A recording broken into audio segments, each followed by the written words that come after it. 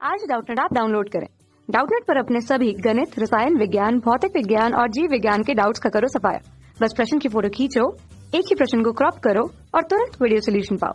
अभी डाउनलोड करें। नमस्कार दोस्तों, हमारा प्रश्न है कि मेंडलीव का आवर्त नियम बताइए। ठीक है दोस्तों, तो सबसे पहले हम जानते हैं कि हमारी जो आवर्त सारणी होती है, ठीक है, हमारी जो आवर्त सारणी है दोस्तों, उसका सिद्धांत कौन कौन ने दिया था दोस्तों। इसका सिद्धांत जो दिया था वो दो सिद्धांत दिए गए थे, जो कि एक है हमारी पुरानी, ठीक है, और एक ही दोस्तों हमारी नई।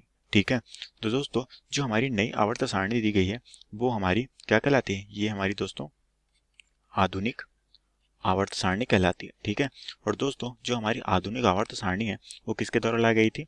वो मोसले के द्वारा लाई गई थी। ठीक है, जिसमें किसके क्रम के अनुसार पे लिखा गया था?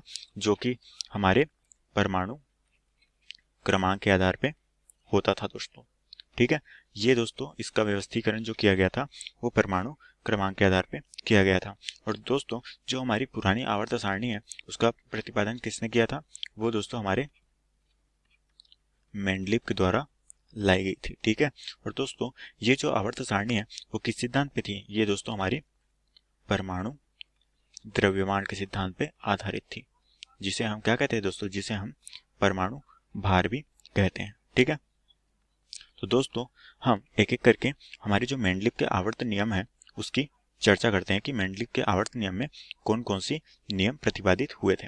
तो दोस्तों मैं यहाँ पर लिख लेता हूँ एक एक करके हमारी मेंडलीव के आवर्त नियम। ठीक है, तो दोस्तों हमारी जो मेंडलीव होती थी उसने जो आवर्त नियम दिए थे उसमें से जो पहला आवर्त नियम था वो था कि तो दोस्तों हमारे मेंडलीव ने तत्वों को उसके परमाणु द्रव्यमान के आधार पे बढ़ते क्रम में रखा गया है।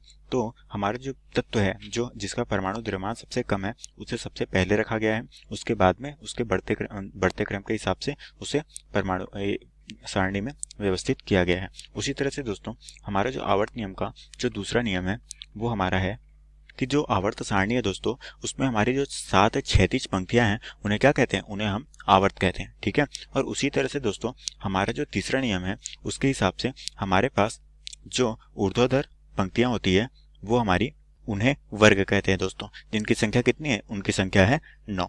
ठीक है, और उसी तरह से दोस्तों हमारा जो चौथा है वो हमें पता है दोस्तों कि हमारी मेंडलीव ने जो आवर्त सारणी दी थी उसमें कुछ कुछ कमियां रह गई थी, जैसे कि उसमें हाइड्रोजन का जो है दोस्तों वो हम स्थान निर्धारित नहीं कर पाए थे, क्योंकि हमारे हाइड्रोजन का परमाणु क्रमांक और द्रव्यमान क्या होता है?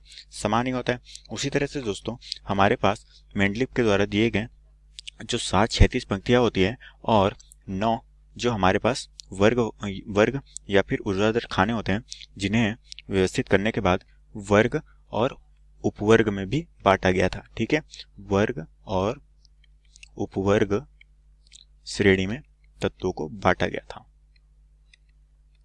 ठीक है, अब दोस्तों हम इसकी कमियां भी देख लेते हैं।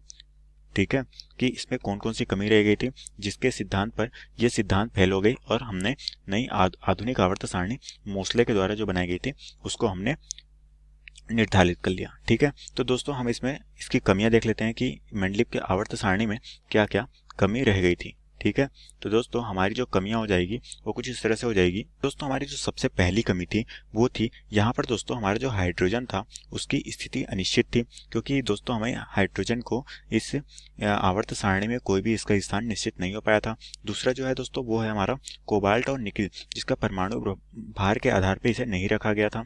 ठीक है, ये आवर्त सारणी की सबसे बड़ी कमी थी।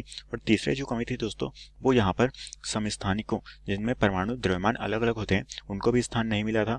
ठीक है, और दोस्तों हमारी जो चौथी कमी थी वो थी हमारी दुर्लभ मृदा तत्व जो थे उसकी भी स्थिति का कोई निर्धारण इस आवर्त सारणी में नहीं किया गया था।